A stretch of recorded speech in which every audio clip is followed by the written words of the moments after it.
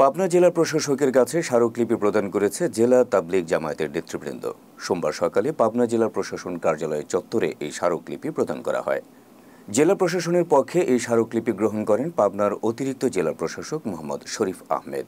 স্মারকলিপিতে তাবলিগ জামায়াতের বিশ্ব আমির হযরত মাওলানা সাদ কান্ধলভিকে টঙ্গী বিশ্ব ইজতেমায় অংশগ্রহণ সহ বছরের যে কোনো সময় বাংলাদেশে এসে যাতে তাবলিগের মেহনতে অংশগ্রহণ করতে পারেন সেই দাবি জানানো হয়।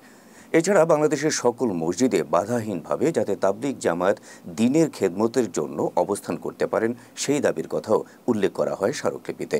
পাবনা জেলা প্রশাসকের মাধ্যমে সেনাবাহিনী প্রধান ও স্বরাষ্ট্র উপদেষ্টার কাছে এসব দাবি জানানো হয়।